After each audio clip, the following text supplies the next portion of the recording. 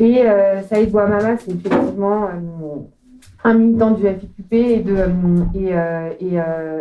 et un auteur qui a écrit un certain nombre d'ouvrages, d'ailleurs, qui a mis ces bouquins là, vous pourrez consulter et qu'on mettra à la librairie, et notamment qui est l'auteur d'un ouvrage sur le combat de Georges Ibrahim Abdallah, et plus à la fois, évidemment, depuis son emprisonnement, mais plus en général, autour de son militantisme, de la question palestinienne, et qui traitera de ça aujourd'hui.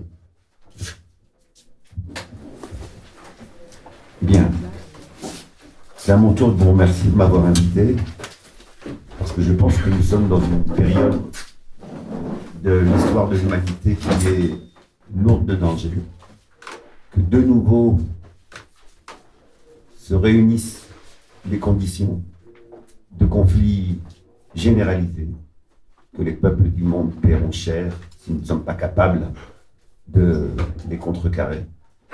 Et que, dans ce cadre-là, tous les espaces collectifs, tous les endroits où l'on cherche à inventer un futur qui soit un futur sans exploitation, sont précieux. Ce n'est pas par hasard que les classes dominantes de la planète tentent de détruire tout ce qui est lieu d'échange, tout ce qui est espace de solidarité, tout ce qui est espace dans lequel on sort de son individualité, on confronte avec d'autres pour comprendre le monde et le transformer. Donc, merci de m'avoir invité, et merci de m'avoir invité sur ce thème-là. Georges Ibrahim Abdallah est un symbole. Il est devenu un symbole de ceux qui refusent l'impuissance, de ceux qui refusent de se soumettre à un moment où le rapport de force apparaît peut-être pour certains comme désespéré. Et à ce titre-là, c'est la raison pour laquelle il est encore en prison aujourd'hui. Il est le plus vieux prisonnier politique de France, le deuxième d'Europe, et le choix qui a été fait, nous sommes en France, et que c'est en France qu'il est en prison, c'est de le laisser mourir en prison. Tant on a peur du symbole qu'il constitue.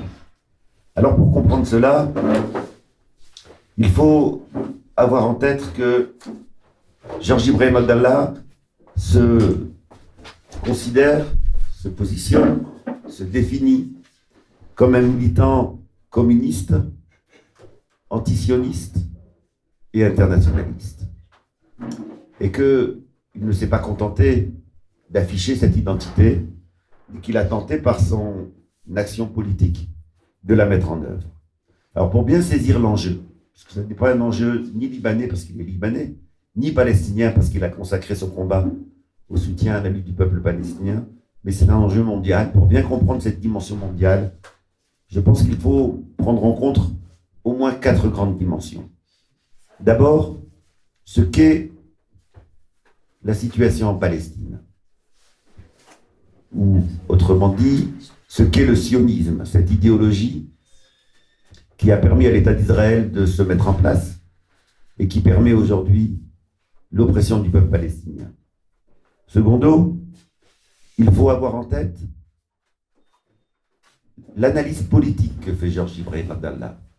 Trop souvent, les militants le défendent comme un combattant, mais c'est d'abord un combattant qui a une analyse. Ce n'est pas simplement quelqu'un qui sait porter des armes. Généralement, d'ailleurs, les militants révolutionnaires portent des armes pour des idées et non pas pour porter des armes. Et donc, défendre Georges Ibrahim Abdallah, c'est d'abord comprendre sa pensée politique, puisque c'est pour cette pensée politique qu'il a été amené à faire le choix de la lutte armée. C'est troisièmement, avoir en tête comment il a mis en avant son explication de la nécessité de la lutte armée aujourd'hui. C'est quatrièmement, comprendre comment il s'est comporté devant ses juges. Comprendre sa stratégie de défense. Et on pourra, si on prend en compte ces 4 dimensions-là, revenir à la situation actuelle en Palestine et essayer de comprendre les grandes dimensions de ce qui s'y passe. Alors, qui est Georges Ibrahim? D'abord, le sionisme. Le sionisme aime à se présenter comme une lutte de libération nationale. Ce serait soi-disant la lutte de libération nationale du peuple juif. Depuis les débuts du sionisme, c'est ainsi qu'est présenté le sionisme. Cette idéologie se résume par une formule de propagande. Un peuple sans terre pour une une terre sans peuple. C'est cette phrase-là qui résume le mieux l'idéologie sioniste. Or, tout est faux dans cette formule. D'une part, il n'y a pas de peuple juif, mais il y a des croyants juifs, comme il n'y a pas de peuple musulman, mais des croyants musulmans. Il y a donc des croyants juifs qui appartiennent aux différents peuples qui sont les leurs. Ces juifs ne sont pas sans terre, puisqu'ils vivent dans différentes nations, en ont la nationalité et en partagent la culture. Il n'y a pas plus de terre sans peuple en Palestine, car la Palestine, qui a été transformée arbitrairement en Israël en 1948, était peuplée et est peuplée depuis des siècles par le peuple palestinien, qui est à la fois arabe et palestinien, comme on peut être français et européen, comme on peut être laotien et asiatique. La base matérielle du sionisme est à rechercher non pas dans l'existence d'un peuple juif opprimé en Palestine, mais dans les bouleversements géostratégiques et géopolitiques du capitalisme ascendant. Autrement dit, on ne comprend rien à l'émergence du sionisme et à la naissance d'Israël si on ne prend pas en compte ce qu'est le capitalisme et ce que le capitalisme a sa phase impérialiste. Le colonialisme est un mode de généralisation des rapports capitalistes. Trop souvent, les militants qui ont sous-estimé la formation politique analysent le colonialisme comme l'entrée d'une armée sur un territoire. Ils oublient d'abord que cette armée entre sur un territoire avec un projet politique et économique. La France ne va pas conquérir l'Algérie pour avoir du territoire en plus. Elle va conquérir l'Algérie à partir d'intérêts économiques. Et c'est d'abord la généralisation des rapports capitalistes. Toutes les colonisations ont commencé par la privatisation de la terre. Autrement dit, par la privatisation du principal moyen de production de ces sociétés rurales qui étaient les peuples qui ont été, les pays qui ont été colonisés. Et donc, le colonialisme, sa meilleure définition pour moi, c'est la généralisation du mode de production capitaliste. C'est dire qu'on ne peut pas être anticolonialiste sans être anticapitaliste, de manière sérieuse. C'est dire qu'il est très difficile de se dire anticapitaliste si l'on n'est pas anticapitaliste. Ces deux notions-là qui sont trop souvent dissociées sont en réalité les deux faces du même processus d'émergence d'un nouveau mode de production. Et c'est justement parce que ce colonialisme est un mode de généralisation des rapports capitalistes que on va voir apparaître dans l'opération de domination du monde qui va commencer avec la naissance du capitalisme, eh bien, pour maîtriser le monde, dès le 19e siècle, puis au 20e siècle, on va avoir une hargne des principales puissances de l'époque, la France et la Grande-Bretagne, pour maîtriser, pour s'accaparer l'Empire ottoman qui était en crise. Et la Palestine était un morceau de l'Empire ottoman, et donc l'enjeu était celui-là. L'objectif n'est alors rien d'autre que de contrôler tout le Proche et le Moyen-Orient, qui sont des régions stratégiques essentielles pour le commerce mondial. La découverte des richesses pétrolières énormes dans toute la région au XXe siècle va renforcer encore l'importance stratégique du contrôle de la région dans la concurrence entre les principales puissances de l'époque, la France et la Grande-Bretagne. Après la Seconde Guerre mondiale, l'impérialisme hégémonique va changer. Ce n'est plus la France et la Grande-Bretagne qui sont hégémoniques, mais ce sont les USA. De nouveau, le contrôle de la région par les USA est une dimension essentielle des stratégies des grandes puissances. Ils vont donc reprendre la stratégie antérieure anglaise de s'appuyer sur cette idéologie sioniste pour s'implanter, et c'est ainsi que Israël devient le gérant principal des intérêts des USA dans la région. Alors pourquoi commencer par cela quand on parle de Georges Ibrahim Abdallah?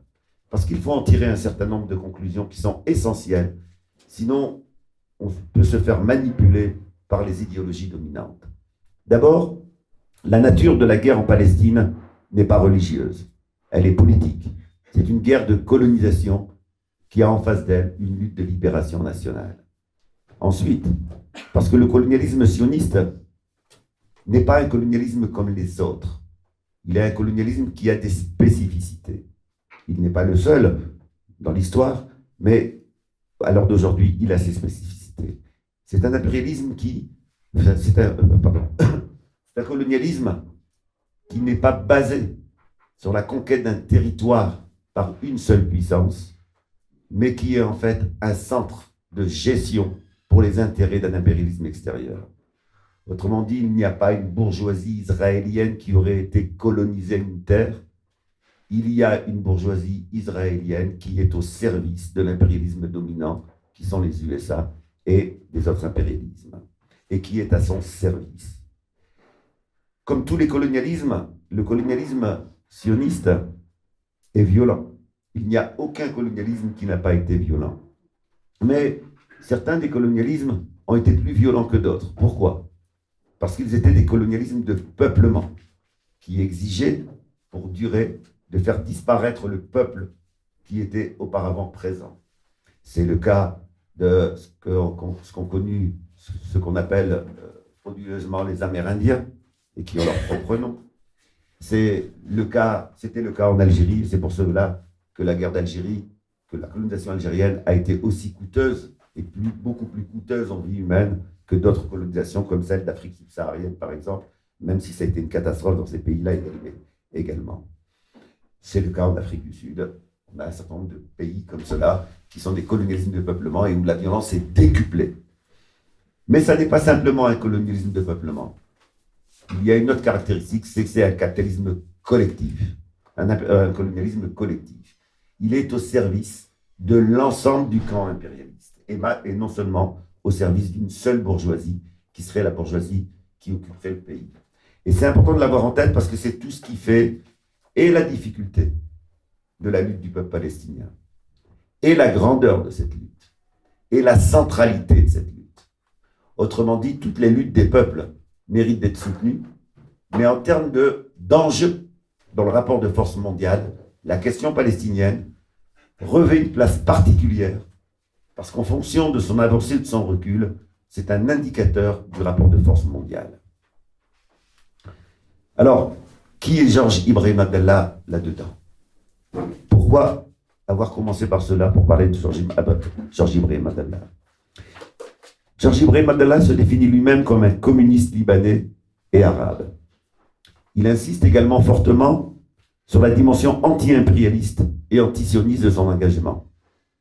Le Liban, dans lequel grandit Georges, surnommé par sa classe dominante la Suisse du Proche-Orient, est en fait un modèle de néolibéralisme centré sur les activités bancaires de Beyrouth, dans lesquelles se déversent les capitaux des monarchies du Golfe.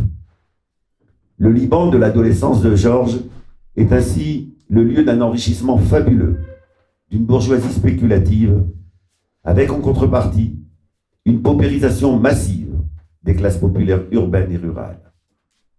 En 1971, alors que Georges a 20 ans, 10% de la population de Beyrouth vit dans un bidonville et 45% de la population totale libanaise habite la capitale suite à un exode rural massif. Les mêmes bidonvilles se retrouvent autour des principales grandes villes du pays.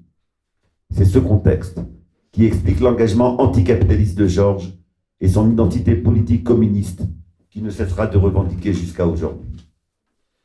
Dans ces bidonvilles libanais, qui contrastent avec le luxe des habitations de la bourgeoisie spéculative, les Libanais partagent leur sort avec une foule de réfugiés palestiniens arrivés au Liban au fur et à mesure du processus continu, depuis 1948, de spoliation des terres en Palestine occupée. Comme on le disait tout à l'heure, colonialisme signifie appropriation des terres, vol des terres et privatisation des terres. Les organisations révolutionnaires libanaises font des bidonvilles un lieu important de mobilisation militante, tant en soutien à la résistance palestinienne que sur les questions de classe libanaise. La défaite des pays arabes lors de la guerre dite des 6 jours en 1967 aura un impact énorme sur les analyses et les choix politiques de la gauche arabe en général et libanaise en particulier. La défaite est en effet analysée comme étant le résultat, bien sûr, du soutien impérialiste à l'État d'Israël, mais aussi comme le résultat du caractère comprador des bourgeoisies arabes. Autrement dit, les bourgeoisies arabes ne portent pas d'intérêt propre, ils ont leur sort lié à un impérialisme extérieur et sont au service d'un impérialisme extérieur. Les deux luttes, la lutte des classes dans chacun des pays arabes de la région et la lutte de libération nationale palestinienne deviennent indissociables. Israël n'est pas seulement un État colonial, mais est aussi le gérant des intérêts impérialistes dans la région. Il en découle deux conclusions qui marquent les nouvelles générations de militants révolutionnaires de la région jusqu'à aujourd'hui. D'abord, la nécessité de la lutte armée. Ensuite, la centralité anti-impérialiste de la question palestinienne au niveau mondial. L'engagement anti-impérialiste et antisioniste de Georges s'inscrit dans cette indissociabilité de la lutte des classes au Liban et de la lutte de libération du peuple palestinien. Les massacres dans les camps de réfugiés palestiniens lors de la pseudo-guerre civile libanaise marqueront durablement les militants progressistes et révolutionnaires libanais. C'est coude à coude que les militants palestiniens et ceux de la gauche libanaise affrontent les milices fascistes qui commettent ces massacres et qui sont soutenus par l'armée de l'État d'Israël.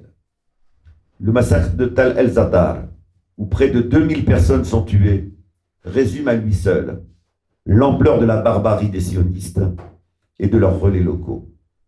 En 1982, lors de l'invasion du Liban par l'armée israélienne, les mêmes crimes ignobles par les mêmes milices fascistes sont de nouveau perpétrés, cette fois-ci sous la protection directe des soldats israéliens. Plusieurs milliers de réfugiés palestiniens furent ainsi massacrés à Sabra et Shatila en septembre 1982. À juste titre, l'Assemblée générale des Nations unies qualifiera ce massacre du qualificatif d'acte de génocide dans sa résolution de décembre 1982. Georges Ibrahim Abdallah, comme ses camarades de son organisation, la fraction armée révolutionnaire libanaise, tire de ce contexte une conclusion politique importante. Il décide de porter la lutte armée dans les pays impérialistes qui soutiennent l'État d'Israël, et donc aussi en France. On peut partager ou non ce choix politique, mais on ne peut pas le caricaturer en occultant le contexte de violence et d'agression qui lui a donné naissance. Comme le soulignait Mandela, un autre militant qui était accusé de terrorisme, c'est toujours le dominant qui impose la forme de la lutte. Dans toutes les luttes de libération nationale, les colonisés ont d'abord tenté pacifiquement d'obtenir le droit à l'autodétermination. Ils ont commencé par des pétitions, ils ont commencé par des rapports et des mémorandums. Et c'est l'impossibilité pour les classes dominantes des pays impérialistes de sacrifier leurs intérêts qui les a amenés progressivement à la lutte armée. Les faits qui seront reprochés à Georges, à savoir l'exécution à Paris d'un lieutenant-colonel Charles Ray en janvier 82 et d'un diplomate israélien Yaakov Barsimentov en avril la même année, entrent dans cette stratégie de frapper au cœur des pays impérialistes qui soutiennent Israël. Nous utilisons sciemment le terme exécution, car c'est celui qu'utilise Georges Ibrahim Abdallah et ses camarades, se démarquant ainsi de l'accusation de terroristes commettant des attentats aveugles. Le communiqué revendiquant l'exécution de Barsimentov est explicite sur cet aspect. Je cite: « Qui sont les terroristes? Ceux qui tuent un jeune cisjordanien parce qu'il résiste à l'annexion de son pays par Israël, ceux qui bombardent les populations civiles du Liban, ceux qui tuent aveuglément et osent réclamer un pseudo cessez-le-feu. » Fin de citation. La preuve est aujourd'hui faite. Excusez-moi. Nous retrouvons ici une thématique, un argumentaire qui est la thématique et l'argumentaire de tous les peuples colonisés. Je rappelle, pendant la guerre d'Algérie, alors que l'on reprochait aux militants indépendantistes d'utiliser la violence, la réponse qui a été donnée par un grand leader algérien, Rabi Ben Hedi, c'était « Donnez-nous vos avions, nous vous donnerons nos couffins ». Les couffins étaient là où on mettait les bombes pour aller faire exploser des cibles françaises. La preuve est aujourd'hui faite de la non-participation de Georges Abdallah à ces exécutions.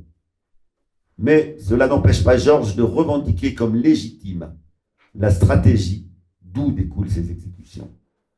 L'insistance de plusieurs juges durant le long feuilleton judiciaire qui a jalonné sa trajectoire, pour qu'il condamne cette stratégie et relie ses convictions passées, ont toujours eu la même réponse. C'est une réponse courageuse que je voudrais citer intégralement. Voilà ce que dit Georges à ses juges. Si le peuple ne m'a pas confié l'honneur de participer à ces actions anti-impérialistes que vous m'attribuez, au moins j'ai l'honneur d'en être accusé par votre cour et de défendre leur légitimité face à la criminelle légitimité des bourreaux. Fin de citation. L'offre quasi explicite d'une libération en échange du reniement a toujours reçu cette réponse ferme de Georges Ibrahim Abdallah. Cette fermeté est certes le signe d'un courage, mais aussi le reflet d'une pensée politique vivante. Quelle est donc la pensée de Georges Abdallah après près de 4 décennies derrière les barreaux? Quel regard porte sur le monde Georges Ibrahim Abdallah? Si Georges continue à faire preuve d'une telle fermeté politique, après 4 décennies de prison, c'est qu'il est resté un militant révolutionnaire derrière les barreaux. Tous ceux qui ont eu l'occasion d'avoir un droit de visite, et je vous encourage tous à le demander, et Georges est demandeur du maximum de visites. C'est un peu lourd administrativement, mais vous finissez par l'obtenir, parce que l'État français est conscient qu'il est en train de commettre une injustice flagrante, et au moins il n'interdit pas les droits de visite. Et je peux vous assurer qu'on en sort grandi après avoir discuté avec Georges. Tous ceux qui ont eu l'occasion d'avoir ce droit de visite témoignent de ce militantisme qui ne faiblit pas. Malgré sa longue incarcération, Georges Abdallah reste connecté avec les luttes sociales et politiques d'aujourd'hui. La dernière fois, au moment où j'écrivais le livre, dans une discussion que j'avais avec lui, j'étais persuadé qu'il allait commencer par me demander où j'en étais, à quel chapitre j'en étais, et il m'a demandé, alors, comment tu analyses les Gilets jaunes? C'était ça sa préoccupation, comprendre ce qui était en train d'émerger comme forme nouvelle de lutte, savoir c'était quoi l'ancrage social de ces Gilets jaunes, c'était ça sa préoccupation. Il reste un militant s'informant et analysant le monde et ses dominations, les luttes et leur évolution, les ennemis et leur idéologie. Comme de nombreux militants avant lui, il ne conçoit pas son incarcération comme une rupture ou une trêve de son combat militant, mais comme une modification contrainte des conditions de ce combat. Les lectures quotidiennes, les discussions avec les autres prisonniers politiques, les échanges avec ceux qui lui rendent visite, les déclarations politiques qu'il écrit à l'occasion des mobilisations pour exiger sa libération, tous ces éléments sont autant de moyens lui permettant de rester en lien avec les luttes qui se mènent dans le monde. En prison, Georges Ibrahim Abdallah est ainsi resté un militant et un combattant. Mais Georges n'est pas que cela. En marxiste, il attache une grande importance au travail et à la réflexion théorique. La simple lecture de ses déclarations publiques met en exergue cet effort permanent d'analyse politique. Si Georges Abdallah n'a pas produit de synthèse globale de sa pensée politique, ses multiples déclarations permettent cependant de s'en faire une idée précise. J'avoue que si j'ai un élément de fierté, ça a été, au moment de la sortie du livre, la première remarque de Georges qui a été de dire « Tu as compris ma pensée mieux que moi-même ».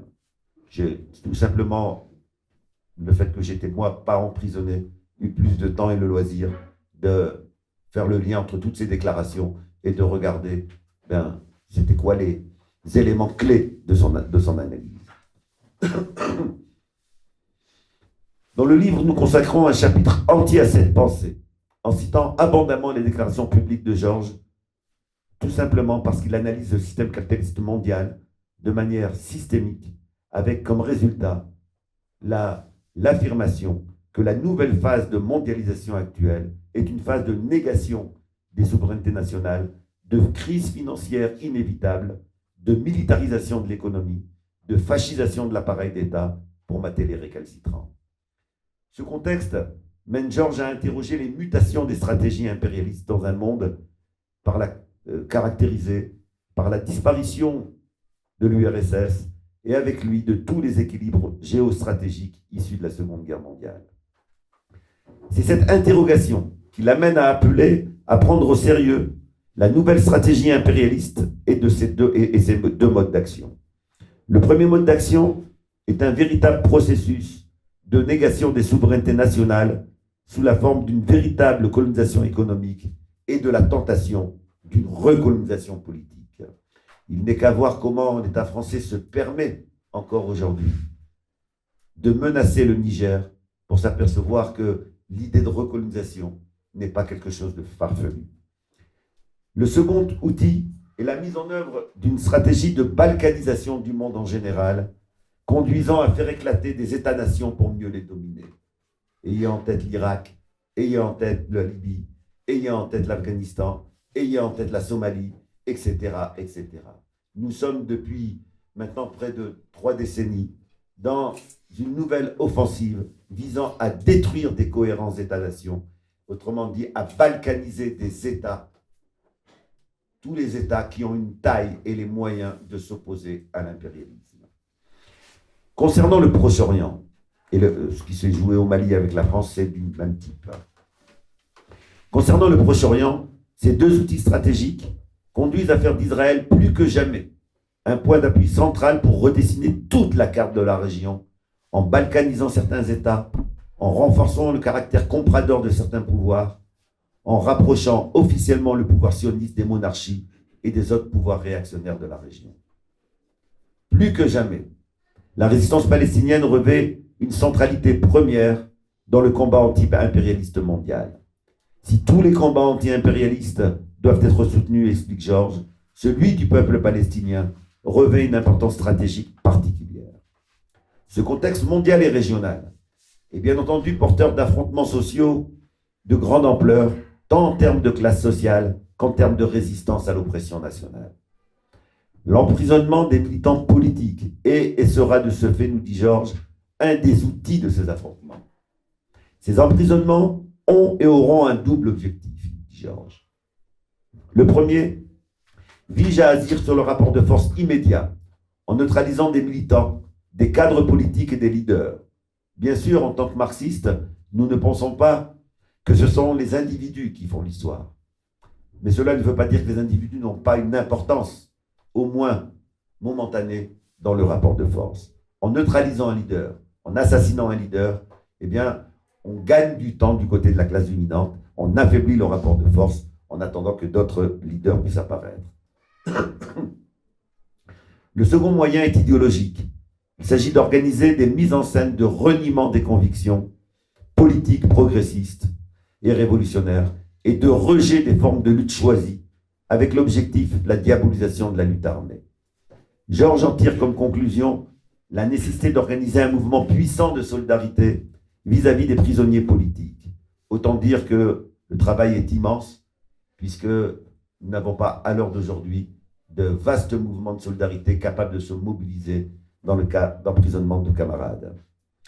Plusieurs de ces déclarations publiques contiennent un appel à ne pas sous-estimer ce front de lutte, la solidarité avec les prisonniers politiques, qui nécessiterait, nous dit-il, la mise en place d'un véritable secours rouge international, comme le mouvement révolutionnaire a pu l'avoir dans le passé.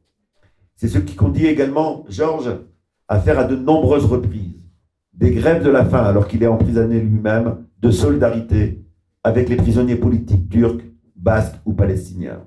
Vous savez que, en ce moment, a été déclenché en Palestine un mouvement massif de grève de la faim des prisonniers politiques palestiniens, et Georges se prépare à une nouvelle grève de la faim de solidarité.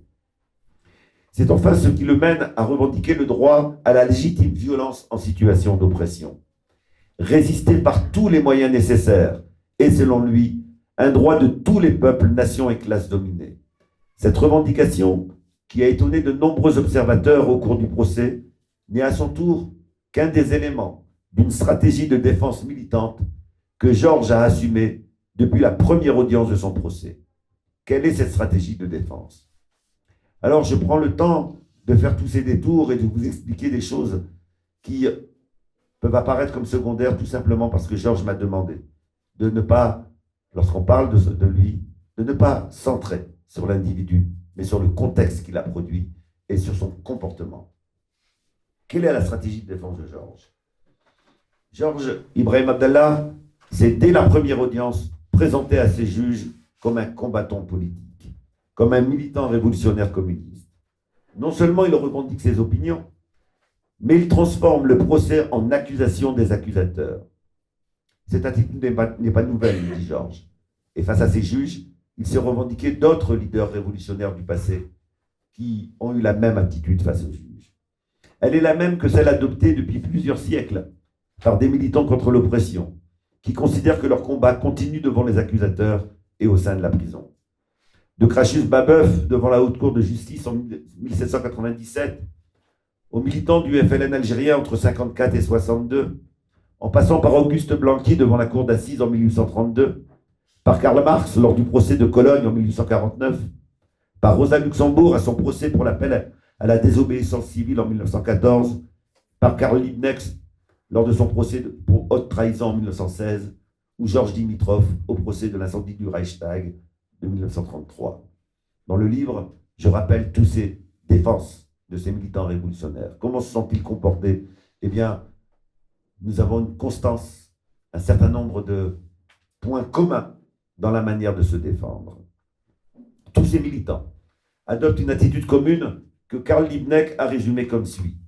Face au procureur, je cite, « Je suis ici pour accuser, pas pour me défendre. » Refusant de renier leur cause politique, ces militants et combattants ont à chaque fois défendu leurs idéaux avant leur personne. Ils ont systématiquement refusé les comportements de repentance, de regret ou d'excuse. Ils ont, par leur attitude, rejeté les compromis dans les sentences qui signifient objectivement un reniement de leur combat antérieur. Ils ont choisi le risque d'une condamnation plus lourde plutôt que le reniement. Un autre point commun à tous ces militants est d'avoir été accusés de terroristes afin de les pousser à la défensive ou du moins à la justification. Leurs réactions à cette accusation ont également été communes. Même dans les cas où aucun fait n'était prouvé, comme pour Georges, tous ces militants ont refusé ce qualificatif en revendiquant le titre de résistant et en rappelant sans cesse le contexte d'oppression dans lequel il s'insurge. Alors qu'il est jugé pour une insurrection qu'il a organisée, mais qui a été stoppée avant son déclenchement, Babeuf clame à la face de ses juges, je cite, « Tous les moyens sont légitimes contre les tyrans. Je n'ai pas à donner le détail des moyens que nous voulons employer. » Fin de citation. C'est donc en prisonnier politique que ces femmes et ces hommes affrontent leurs juges. Ils refusent la légitimité de la juridiction qui prétend les juger. Ils restituent les raisons de leur combat et les motivations de leurs actes dans le contexte qui les ont fait naître.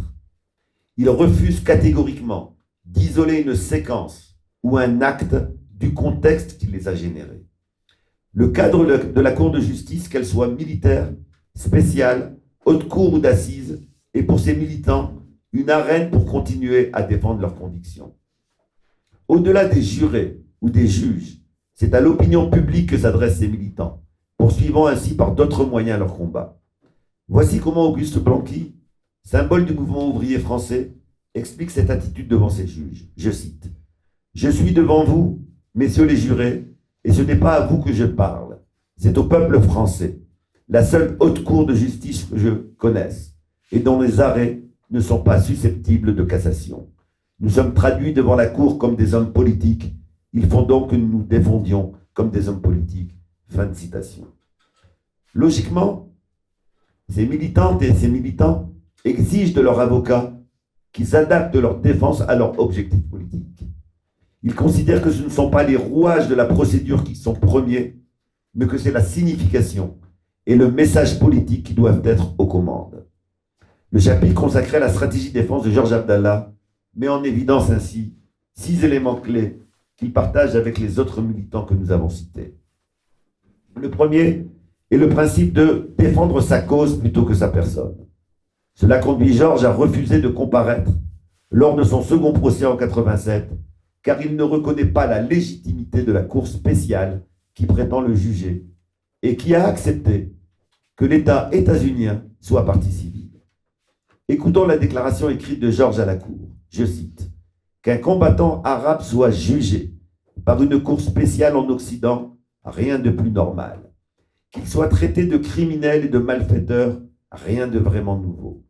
Mais que le criminel Yankee, bourreau de tous les déshérités de la terre, soit en plus le représentant des prétendues victimes devant vous, il y a bien de quoi s'abstenir de tout commentaire sur la nature de votre cour, ainsi que sur la tâche qui lui est assignée. Ne pas commenter la nature de votre cour ne veut nullement dire cautionner son illégitimité, sans occulter non plus sa parfaite légalité, qui illustre à juste titre le gouffre qui sépare le monde légal du monde réel. Le second principe est de rester maître de sa défense et de ne pas la déléguer aux avocats. Voici comment Jacques Vergès raconte la discussion avec Georges sur la stratégie de défense. Au début du procès, je leur dirai ce que je pense d'eux, dit Georges. Toi, de ton côté, je t'en prie, pas de circonstances atténuantes, ne dis pas que je suis gentil, ni que ma mère est une sainte femme. Le troisième principe est de se montrer courageux physiquement et politiquement.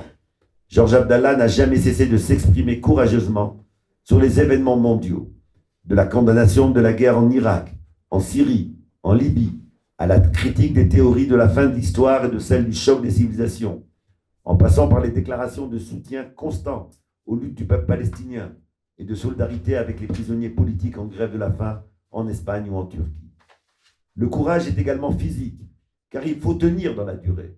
Georges s'astreint à une discipline de vie exigeante pour tenir, mais il insiste aussi sur le lien entre les mobilisations militantes pour sa libération et ses capacités de résistance.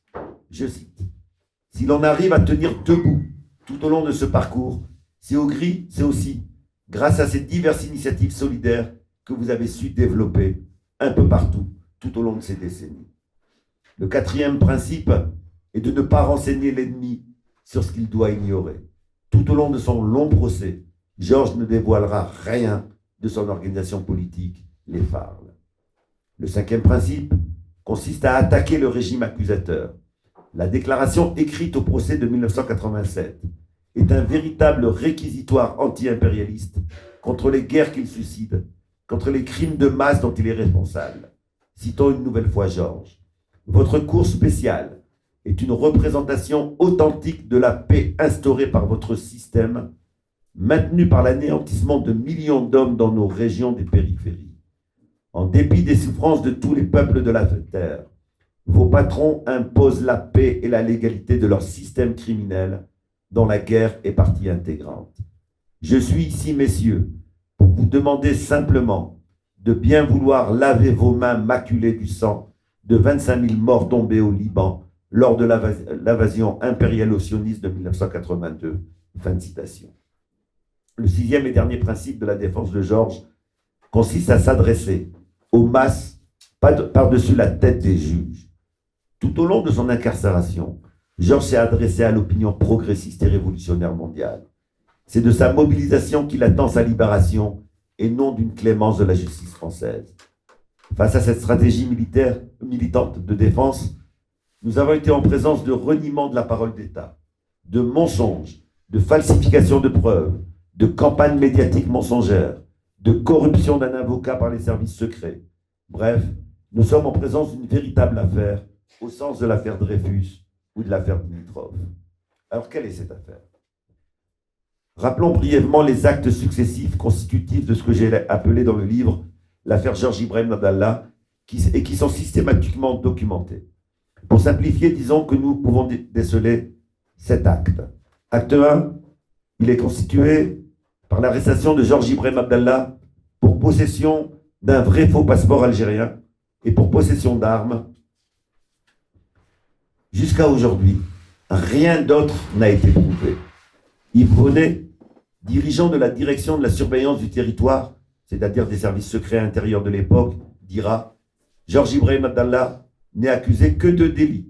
Il n'a pas de crime sur le dos. » Voilà quelqu'un qui est accusé de délit et qui est le plus vieux prisonnier politique de l'histoire de France et le second de l'histoire d'Europe.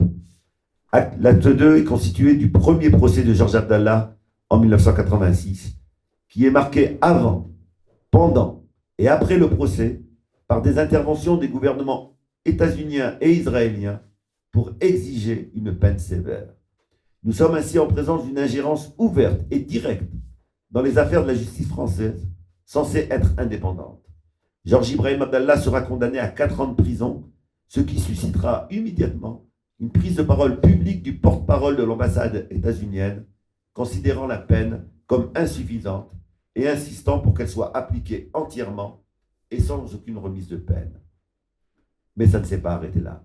L'acte 3 est constitué par les aveux de l'avocat de Georges Ibrahim Abdallah, maître Jean-Paul Mazurier, d'avoir été un agent des services secrets français au moment où il défendait Georges Ibrahim Abdallah. Comme le souligne le nouvel avocat de Georges, maître Vergès, je cite, « C'est la première fois dans l'histoire mouvementée de la France qu'on voit l'État envoyer auprès d'un accusé un agent de ses services spéciaux déguisé en avocat pour le trahir dans sa défense. Cela ne s'est jamais vu au jour sanglant de la terreur jacobine ou de la terreur blanche, ni même pendant l'occupation. » Acte 4, elle est constituée par les négociations entamées par l'État français pour la libération d'un otage français au Liban, Gilles Sidney Perrol, directeur du centre culturel de Tripoli. Celui-ci a en effet été kidnappé par l'organisation politique de Georges Abdallah, les forces armées révolutionnaires libanaises. Les négociations menées avec la médiation de l'État algérien débouchent rapidement sur un accord prévoyant la libération de l'otage, suivi juste après de celle de Georges Abdallah. Dans les faits, l'otage sera libéré, mais Georges restera en prison.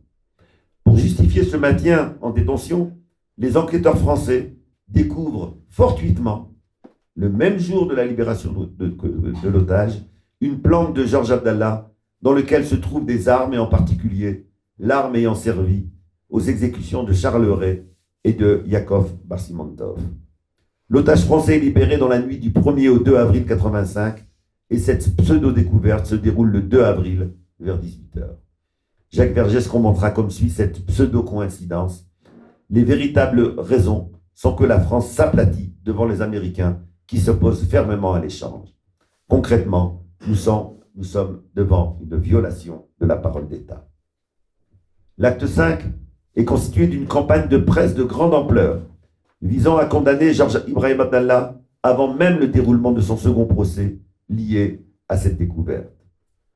Dans une France tétanisée par une série d'attentats meurtriers en 1986, la campagne médiatique accuse non seulement Georges des 2 exécutions pour lesquelles il est poursuivi, mais également accuse Georges des attentats en cours.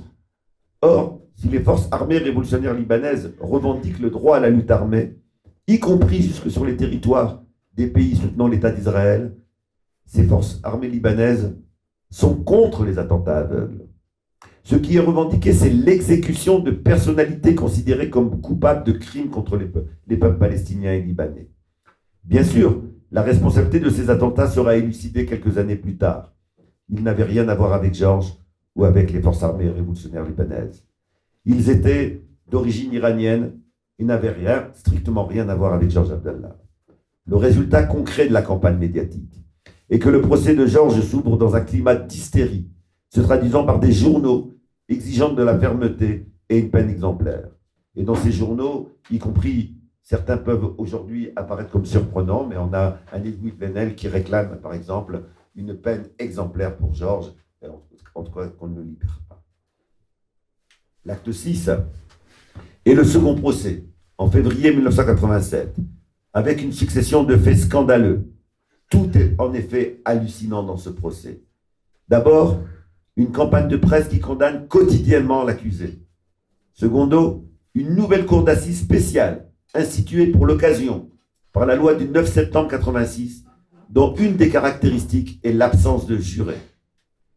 Troisièmement, un amendement à cette loi, voté en décembre 1986, permettant à cette cour de juger de manière rétroactive, ce qui est contraire à tous les principes du droit français. Quatrièmement, un État comme les USA, qui se porte partie civile. Cinquièmement, un État étranger faisant pression sur la justice française, comme l'ont prouvé la publication les publications de Wikileaks. Sixièmement, des pseudo-preuves qui sont ridiculisées par Maître Vergès, qui en démontrent l'impossibilité et l'incohérence, et qui conduit le procureur à ne pas demander la perpétuité à la veille du verdict. Septièmement, une presse qui réagit à cette demande du procureur en exigeant la fermeté face aux terroristes. En dépit de ces faits scandaleux, Georges Ibrahim Abdallah est condamné à perpétuité et l'État refuse de le rejuger. Entre-temps, Les camarades de Georges Abdallah qui ont exécuté Rey et Barsimantov se sont fait connaître. Entre-temps, les responsables de la série d'attentats de 86 ont été découverts et arrêtés. Plusieurs d'entre eux, d'ailleurs, sont déjà libérés dans des négociations avec l'État iranien. Autrement dit, l'État français a décidé de libérer des personnes qui ont commis des attentats aveugles contre des populations civiles et de maintenir en prison Georges Ibrahim Abdallah, qui a effectivement revendiqué la lutte armée, mais pour des exécutions de coupables de crimes en Palestine et au Liban. L'acte 7, lui, est constitué du refus par l'État français de l'aménagement de peine dont peut bénéficier un détenu après 15 ans d'emprisonnement. Selon la loi française, en effet, Georges peut bénéficier d'une libération conditionnelle depuis 1999. Georges Abdallah a effectué 9 demandes qui ont toutes été refusées. Les 7 premières demandes sont refusées par des arguments fallacieux. Dangerosité du prévenu, risque de récidive, absence de remords, équilibre mental, fréquentation en prison de prisonniers basques, comme si c'était un crime, absence de projet de réinsertion. La 8e demande voit la justice française renvoyer à l'État la décision. Elle décide en effet d'accorder la libération conditionnelle, mais assortie d'une condition, à savoir l'expulsion de Georges Abdallah vers le Liban. Autrement dit, Georges n'a plus rien à voir avec la justice française. Il peut sortir de prison le jour où le ministre de l'Intérieur signera un arrêté d'expulsion pour qu'il puisse aller au Liban. Georges est sans doute le seul étranger en France à être en attente d'un arrêté d'expulsion et à espérer un arrêté d'expulsion. Depuis cette période-là, les différents ministres de l'Intérieur, de droite comme socialistes, ont refusé de signer cet arrêté d'expulsion. Autrement dit, l'affaire n'a désormais plus rien de judiciaire, elle est exclusivement politique. Alors on comprendra bien que si on s'est autorisé à autant à monter une telle affaire, c'est que Georges est devenu dangereux. Georges est devenu dangereux par son image, par le symbole qu'il est devenu, d'abord au Proche-Orient, ensuite dans de très nombreux pays maintenant du Sud. Nous avons eu du retard ici en France alors qu'il est emprisonné en France. La mobilisation était plus importante ailleurs qu'ici. Et il faut donc nous interroger sur notre cécité à comprendre l'enjeu qu'il y a derrière. Alors, pour bien saisir cela, eh bien, il faut revenir à la situation actuelle en Palestine. D'abord, comme le dit Georges lui-même, je le rappelais tout à l'heure, nous sommes depuis les années 90 dans une nouvelle période historique, qui est la période que les classes dominantes ont appelée mondialisation. Bien entendu, c'est une appellation qui est scientifiquement erronée. Le capitalisme a toujours, dès sa naissance, été mondialisé, puisqu'il est apparu lui-même comme capitalisme. Il n'a pu s'inscrire comme mode de production dominant que par la destruction, le pillage et le génocide de peuples entiers en Amérique. Je fais partie de ceux qui appartiennent à ce qu'on appelle en sociologie l'école de 1492, en gros qui considère que l'accumulation primitive, c'est-à-dire la réunion des masses de capitaux qui ont permis au capitalisme de s'installer et de devenir dominant, est issue du pillage et de la destruction des civilisations amérindiennes. Et c'est pour cela qu'il ne faut pas dissocier capitalisme et colonisation. Ils sont nés simultanément, l'un a entretenu l'autre. L'accumulation primitive n'est pas le résultat de quelque chose d'interne, mais de la destruction, et l'esclavage est venu, bien entendu, ensuite renforcer cette dimension d'accumulation primitive. Chaque âge du capitalisme a donné naissance à des caractéristiques propres en termes de stratégie et d'idéologie. Pour caricaturer, afin d'illustrer, je distinguerai au moins 3 grandes dimensions pour arriver à aujourd'hui. D'abord, le capitalisme infantile, sanglant. C'est le moment où, effectivement, pour réaliser l'accumulation primitive, on détruit des peuples entiers. Alors vous allez me dire, non mais, c'est l'Espagne et le Portugal, ça n'explique pas le capitalisme français ou le capitalisme anglais ou le capitalisme néerlandais. C'est tout simplement oublier que l'Espagne et le Portugal, qui vont effectivement être ceux qui vont aller détruire les civilisations amérindiennes, bien ce sont des capitalismes qui se sont endettés auprès de toutes les banques européennes pour pouvoir mener leur expédition dans non pas ce livre, mais le livre précédent, je donne les chiffres des remboursements de dettes des monarchies espagnoles et portugaises et à qui elles remboursent. Ce sont des sommes immenses qui vont venir irriguer les bourgeoisies commerçantes et réaliser le bond industriel. Autrement dit, par l'intermédiaire du pillage par l'Espagne et le Portugal, et la redistribution de ce pillage à toutes les bourgeoisies commerçantes européennes, va se réaliser l'émergence et le triomphe du capitalisme. Donc ça, c'est le capitalisme infantile. Il va donner naissance, il naît en même temps que le colonialisme et en même temps que le racisme. Ce ne sont pas des réalités qu'on peut distinguer.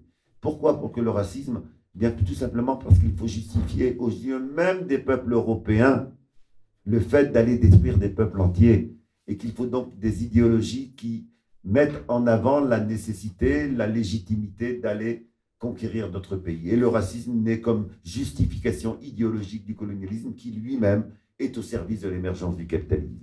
Et puis second âge, le capitalisme de maturité, que Lénine a très bien analysé dans son livre « L'impérialisme, stade suprême du capitalisme », qui est effectivement le moment dans lequel le capitalisme se transforme en impérialisme, ce qui va donner une mutation des formes coloniales jusqu'à aboutir au néocolonialisme, c'est-à-dire à un colonialisme sans forcément une occupation militaire, mais avec des mécanismes de dépendance qui attachent les économies ex-colonisées aux intérêts des centres industriels, des centres impérialistes.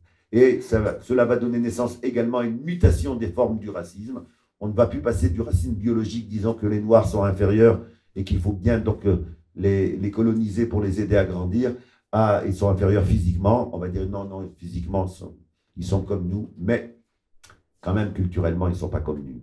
Et donc, ce qu'on va appeler culture, c'est en réalité ce qu'on appelait race biologique auparavant, mais c'est une mutation des formes du racisme. Et puis, troisième dimension, le capitalisme de sénilité. Je partage avec Georges l'idée que c'est dans ce capitalisme de sénilité que nous sommes aujourd'hui, dans lequel ce capitalisme a besoin de nouveau d'instaurer le chaos pour pouvoir maintenir ses intérêts. Encore une fois, je le disais tout à l'heure, attention aux médias dominants qui nous habituent à voir de manière partielle les choses. Si vous regardez sur près de 20 ans, et nous avons à cultiver la mémoire historique, eh bien, force est de constater que l'idée de balkanisation du monde est une idée qui n'est pas une idée farfelue. Irak, Syrie, Afghanistan, Somalie, Liban, Mali, si vous regardez dans la durée, nous sommes bien dans une séquence historique dans laquelle les puissances dominantes ont tellement peur des révoltes des peuples qu'ils préfèrent avoir des micro-États que des États qui auraient, si les peuples prenaient le pouvoir, qui auraient de quoi résister à l'impérialisme.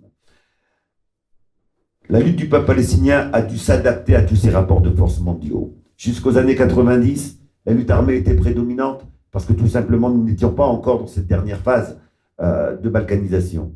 À partir des années 90, la disparition la transformation du rapport des forces mondiales, la nouvelle offensive impérialiste va créer l'illusion réformiste d'une solution à deux États.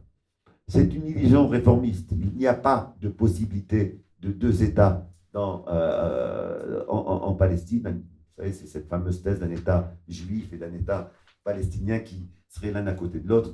Ce serait tout simplement oublier la nature même de l'État d'Israël. Pour qu'il y ait deux États, il faudrait qu'Israël soit un État qui corresponde à une réalité locale. Or là, il est un gérant des intérêts impérialistes mondiaux, et donc il n'y a pas de possibilité.